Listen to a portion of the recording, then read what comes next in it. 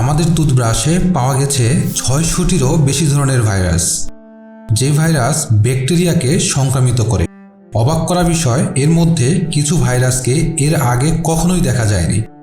সময়টি ১৬০০ খ্রিস্টপূর্বের আগে, যখন মানুষ নানানভাবে দাঁত ও মুখের যত্ন নিত। ওরাল হাইজিন মেনটেন করার জন্য তারা গাছের ডালপালা, পাখির পালক, পশুর হাড় এমনকি সজারুর পালকও ব্যবহার করত বলে ধারণা পাওয়া যায়। তবে ১৬০০ খ্রিস্টপূর্বের পর থেকে মানুষ চিউস্টিক ব্যবহার শুরু করে।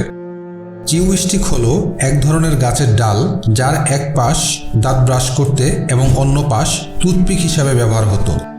আজকের দিনের কিছুটা মেসওয়াকের মতো। নানান পরিবর্তনের মধ্য দিয়ে ১৯৩৮ সালে প্রথমবারের মতো ব্রাশের মাথায় সিনথেটিক ফাইবার বা নাইলন ব্যবহার করা হয় এবং ব্রাশের হাতলগুলো থার্মোপ্লাস্টিক পদার্থ থেকে তৈরি করা হতো।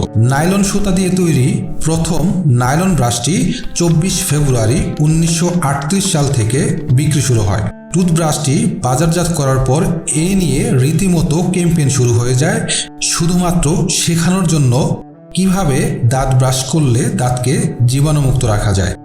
উইকিপিডিয়াতে সেই সময়কার বেশ কয়েকটি ছবি উঠে এসেছে, যেখানে দেখা যাচ্ছে ডেন্টাল ক্লিনিকে বাচ্চাদের শেখানো হচ্ছে কিভাবে দাঁত ব্রাশ করতে হয়। মূলত ১৯৩৮ সালের পর থেকে বেশ কয়েকবার বিবর্তনের মধ্য দিয়ে আমাদের হাতে আজকের এই ব্রাশটি পৌঁছেছে। আমাদের মুখ বিভিন্ন ধরনের জীবাণু এবং ব্যাকটেরিয়ার আবাসস্থল।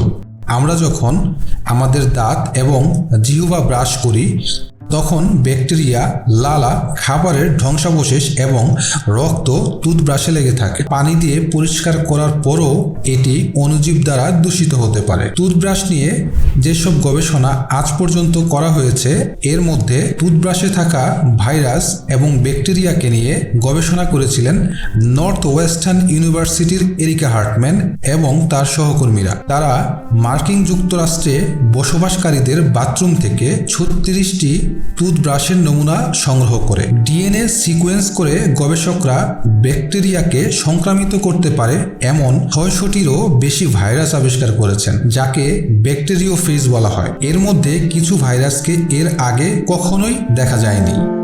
যদিও এতে উদ্বিগ্ন হওয়ার কিছু নেই, কারণ বেশিরভাগ ভাইরাসই মানুষের জন্য ক্ষতিকর নয়। বিজ্ঞানীরা বলেছেন যে সাধারণ ব্যাকটেরিয়াযুক্ত টুথব্রাশ ব্যবহার করলে মুখে সংক্রমণ বা অন্যান্য স্বাস্থ্য সমস্যা হতে পারে এমন কোনো প্রমাণ নেই। তবে টুথব্রাশ পরিষ্কার রাখা ভালো, কারণ কোনো ক্ষেত্রে সাধারণ ফ্লুতে আক্রান্ত হওয়ার সম্ভাবনা থাকে।